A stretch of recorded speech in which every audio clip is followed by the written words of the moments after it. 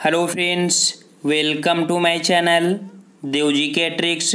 Friends, आज की इस वीडियो में हम लोग उत्तर प्रदेश स्पेशल से संबंधित प्रश्नों का टेस्ट लगाएंगे, जहां पर आपके 30 महत्वपूर्ण प्रश्न हैं और ये प्रश्न आपके करंट से रिलेटेड हैं, या कह सकते हैं कि 2018 के एग्जाम में पूछे गए सभी प्रश्नों का ये संग्रह है। ठीक है, तो चलते हैं यहाँ पर।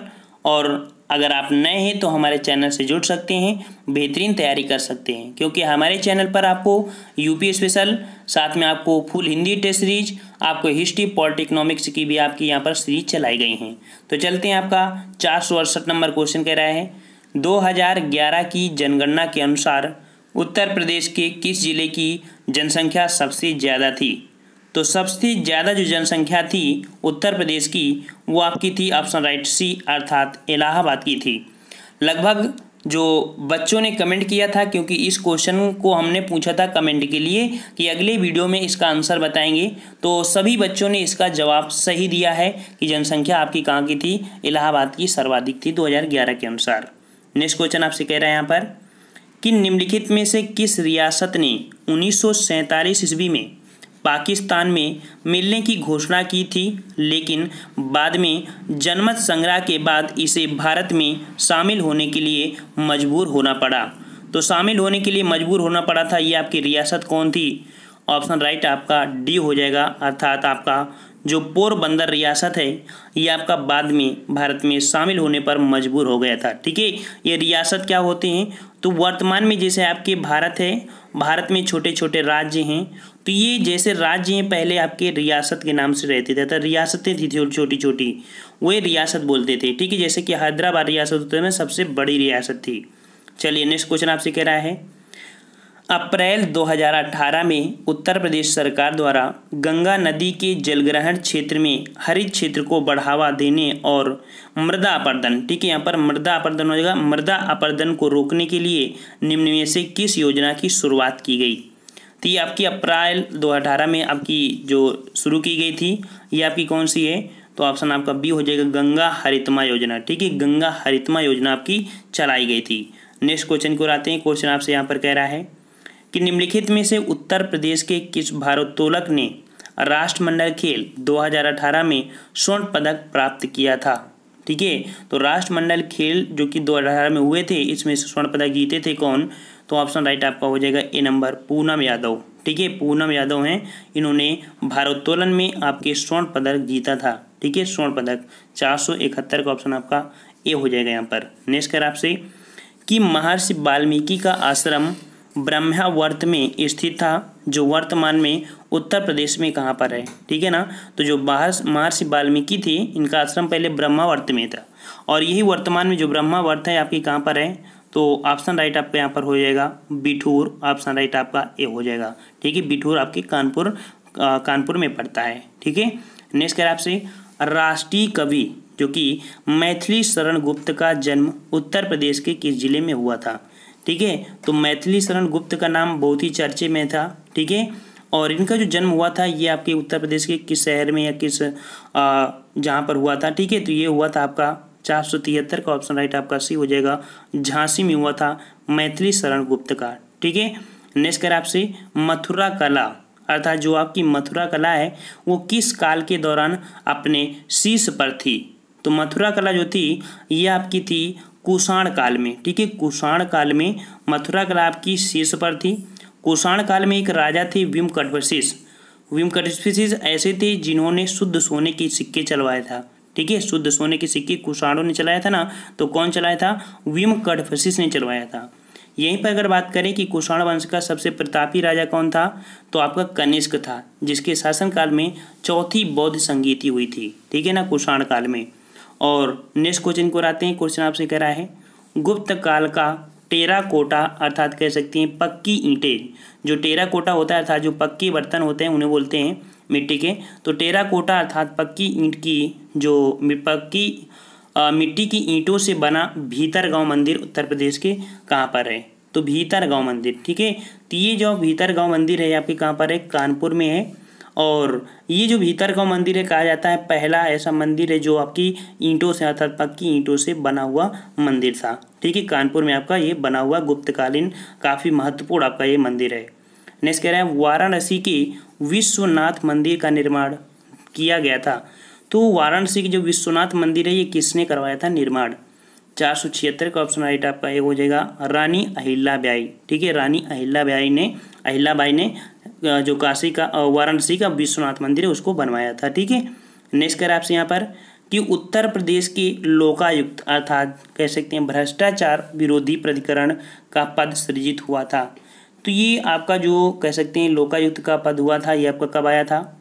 तो 477 का ऑप्शन राइट आपका यहाँ पर डी हो जाएगा। ये आया था आपका 1977 में। ठीक है, 1977 में आया था। नेक्स्ट कह रहा है आपसे फर्रुखाबाद में गंगा नदी के किनारे मुगल घाट का निर्माण किस बादशाह ने करवाया था? ठीक है, तो आपका फर्रुखाबाद में आपकी कौन सी नदी? गंगा नदी। तो उसके किनारे आपका मुगल घाट बना है और इसका जो निर्माण कराया था वो किसने कराया था? तो ऑप्शन राइट आपका बी हो जाएगा औरंगजेब। ठीक है, औरंगजेब। और एक पॉइंट आपका यहाँ से क्वेश्चन ये होता है कि जजिया कर को समाप्त किसने किया था? तो आपके अकबर ने किया था। ठीक है ना, और उसको पुनः शुरू किया था किसने? तो आपकी औरंगजेब ने किया था। और पूर्णतः अर्थात अंतिम रूप से जजिया कर आपके जो थे वो कौन थे आपके? तो जो अंतिम रूप से थे वो आपके थे शाह रंगीला। ठीक है, कौन थे? रंगीला, जो आपने नाम सुना होगा मुगल साम्राज्य में रंगीला था ना, तो उन्होंने अंतिम रूप से जजिया कर को समाप्त किया था। नेक्स्ट कर आपसे आगरा की मोती मस्जिद का निर्माण किसके द्वारा करवाया गया था? तो आपकी जो आगरा की मोती मस्जिद है वो आपकी किसके द्वारा? तो आपके ऑप्शन राइट बी शाहजहां के द्वारा कराया गया था। ठीक है, शाहजहां के द्वारा कराई गई थी आगरा की जो मोती मस्जिद का निर्माण है। नेक्स्ट कर आपसे कि निम्न में से किस ई कॉमर्स कंपनी ने खादी उत्पादों की बिक्री के लिए उत्तर प्रदेश सरकार के साथ एक समझौते पर हस्ताक्षर किया है? तो आपकी ई कॉमर्स कंपनी है जो कि खादी उत्पाद में बिक्री के लिए समझौता किया है। और ये जो आपकी समझौता किया है वो किससे किया है? 480 का ऑप्शन आपका सी हो जाएगा। अमेजन इंडिया से किया है। ठीक है, अमेजन इंडिया से। नेक्स्ट कह रहा है आपसे यहाँ पर आपको देखो ऑप्शन खाली जगह बनना है कि एक रंग बिरंगा और मंत्रमुग्ध कर देने वाला मेला है जो प्रत्येक वर्ष उत्तर प्रदेश के मेरठ में होली के कुछ दिनों बाद मनाया जाता है। ठीक है, तो कहाँ पर मनाया जाता है? मेरठ में, जो किसी जिसे बोलते हैं कैंची नगरी या क्रांति नगरी। ठीक है ना, तो यहाँ पर होली के कुछ दिनों बाद लगाते हैं और ये जो मेला है इसे बोलते हैं कौन सा? 481 का ऑप्शन आपका हो जाएगा बी, इसे बोलते हैं नौचंडी मेला। ठीक है, नौचंडी मेला आपका मेरठ में लगता है जो कि काफ़ी महत्वपूर्ण आपका मेला है, रंग बिरंगा और मंत्रमुग्ध करने वाला ये मेला होता है। नेक्स्ट कर आपसे यहाँ पर कि निम्न में से कौन सा जिला उत्तर प्रदेश के बुंदेलखंड में क्षेत्र से संबंधित है? ठीक है, तो उत्तर प्रदेश के बुंदेलखंड क्षेत्र से संबंधित ये आपका जो जिला है वो आपका कौन सा है? तो 482 का ऑप्शन राइट आपका सी हो जाएगा। महोबा है। ठीक है, महोबा है, ये आपकी बुंदेलखंड क्षेत्र से संबंधित है। यहाँ पर आपका पान की खेती बहुतायत मतलब बहुतायत क्षेत्र में होती है, महोबे में। ठीक है, और नेक्स्ट क्वेश्चन को आते हैं। क्वेश्चन आपसे कह रहा है उत्तर प्रदेश का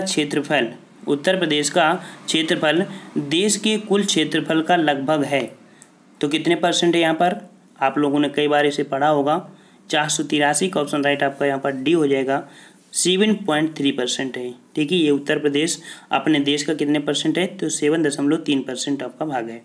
नेक्स्ट कह रहा है आपसे कि 6वीं शताब्दी ईस्वी पूर्व के दौरान मथुरा के आसपास के क्षेत्र को जो कहा जाता था वो क्या कहा जाता था? ठीक है, मथुरा के आसपास का क्षेत्र तो उसे कहते थे यहाँ पर सी नंबर सूरसेन। ठीक है, सूरसेन, इसलिए जो सूरसेन या सौरसेनी आपकी अपभ्रंश आई है हिंदी में ना, वो इसी क्षेत्र से संबंधित आपकी है। ठीक है, तो सूरसेन क्षेत्र कहा जाता था आपका जो आपके मथुरा के आसपास की भाषा थी। ठीक है, क्षेत्र था। नेक्स्ट कर आपसे यहाँ पर कि उत्तर प्रदेश में पहली बार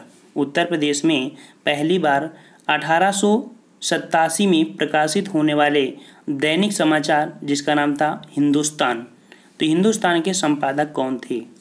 ये संपादक थे आपके ऑप्शन राइट सी मदन मोहन मालवीय। ठीक है, मदन मोहन मालवीय ये आपके थे हिंदुस्तान जो समाचार पत्र के संपादक। ठीक है, नेक्स्ट क्वेश्चन आपसे यार पूछ रहा है कि उत्तर प्रदेश में किस वर्ष सभी सरकारी कार्यों के लिए हिंदी का प्रयोग करना कानूनी तौर पर अनिवार्य कर दिया गया था? ठीक है ना।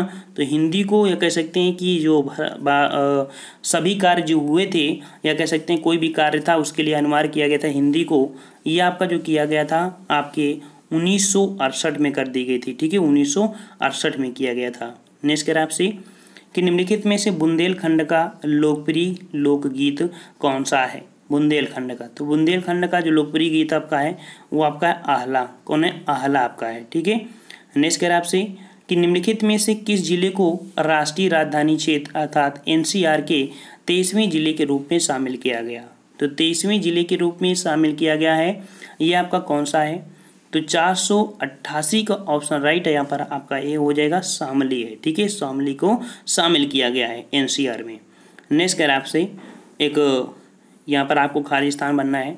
कह रहा है गुलाबी गैंग की संस्थापक हैं। तो आपकी गुलाबी गैंग की संस्थापक कौन है? जो उत्तर प्रदेश एवं मध्य प्रदेश में स्थित सामाजिक संगठन जो कि महिला कल्याण एवं सशक्तिकरण के हित कार्य करता है।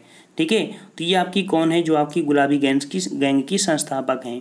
ऑप्शन राइट बी हो जाएगा संपत पाल देवी। संपत पाल देवी गुलाबी गैंग की संस्थापक हैं जो उत्तर प्रदेश मध्य प्रदेश में स्थित सामाजिक संगठन जो कि महिला कल्याण और सशक्तिकरण हित कार्य करती हैं। नेक्स्ट कह रहा है आपसे मुरादाबाद, यहाँ पर आपको खाली स्थान बनना है कि मुरादाबाद के कार्य हित प्रसिद्ध है और उसने विश्व भर में हस्तकला उद्योग में अपना अलग स्थान बनाया है। वो आपके पीतल के लिए जाना जाता है। किसके लिए? पीतल के लिए जाना जाता है। नेक्स्ट कह रहा है आपसे यहाँ पर कि सरदार वल्लभ भाई पटेल, सरदार वल्लभ भाई पटेल कृषि और तकनीकी विश्वविद्यालय भारत के उत्तर प्रदेश राज्य के कहाँ पर स्थित है? ठीक है, जो कि एक कृषि विश्वविद्यालय है और ये आपका स्थित है, ऑप्शन राइट आपका सी हो जाएगा यहाँ पर मेरठ में। कहाँ पर है? मेरठ में स्थित है आपका जो सरदार वल्लभ भाई पटेल कृषि और तकनीकी विश्वविद्यालय। नेक्स्ट क्वेश्चन को आते हैं। क्वेश्चन आपसे यहाँ पर कह रहा है कि 6ठी शताब्दी ईस्वी पूर्व के दौरान उत्तर प्रदेश के किन क्षेत्रों को चेदी कहा जाता था? तो ये कहा जाता था किस क्षेत्र को? ऑप्शन राइट ए हो जाएगा बुंदेलखंड क्षेत्र को चेदी कहा जाता था। नेक्स्ट कह आपसे यहाँ पर कि प्राचीन भारत में जन्मदग्नि ऋषि को आश्रम जमानिया में था जो कि वर्तमान उत्तर प्रदेश के किस जिले में है? ठीक है, तो ये जो जमानिया है वर्तमान में जो आपका उत्तर प्रदेश जिला पड़ता है ये आपका पड़ता है आपके गाजीपुर में। ठीक है, गाजीपुर में पड़ता है। नेक्स्ट कह रहा है आपसे यहाँ पर राजा हर्षवर्धन ने यहाँ पर देख सकते हैं भद्र विहार नामक ज्ञान के एक बृहद केंद्र की स्थापना की थी। ठीक है ना, तो ये भद्र विहार नामक ज्ञान की स्थापना कहाँ पर किया था? 494 का ऑप्शन राइट आपका यहाँ पर हो जाएगा सी, अर्थात कन्नौज में किया था। वैसे भी आपको पता है कि हर्षवर्धन का जो संबंध है आपकी कन्नौज से है। ठीक है ना। और नेक्स्ट क्वेश्चन को आते हैं। क्वेश्चन आपसे यहाँ पर बस इतने ही क्वेश्चन आपके दिए हैं। ठीक है ना, और यहाँ पर आंसर की दे दी गई है। अगर आपको पीडीएफ भी डाउनलोड करना है तो पीडीएफ भी डाउनलोड कर सकते हैं। आपको कमेंट करके यहाँ पर बताना है, ठीक है, कि भारत का जनघनत्व क्या है। ठीक है, भारत का जनघनत्व क्या है आप लोग कमेंट करके बताइएगा यहाँ पर। ठीक है, और अगर आपको अच्छा लगा है तो वीडियो को लाइक करिए। और नेक्स्ट पार्ट में हम लोग जो लाएंगे वो आपका यूपी स्पेशल से संबंधित आपके जैसे साहित्य अकादमी, ठीक है, कला अकादमी, संगीत अकादमी, इस प्रकार के क्वेश्चन आपको मिलेंगे जो कि काफ़ी महत्वपूर्ण है। जैसे जनजातियाँ हो गई, टेक्नोलॉजी होगा, बायोटेक्नोलॉजी, इस तरह के आपके पार्ट अगले वीडियो में धीरे धीरे आपको मिलेंगे। तो मिलते हैं एक नए वीडियो के साथ, तब तक के लिए धन्यवाद। जय हिंद, जय भारत।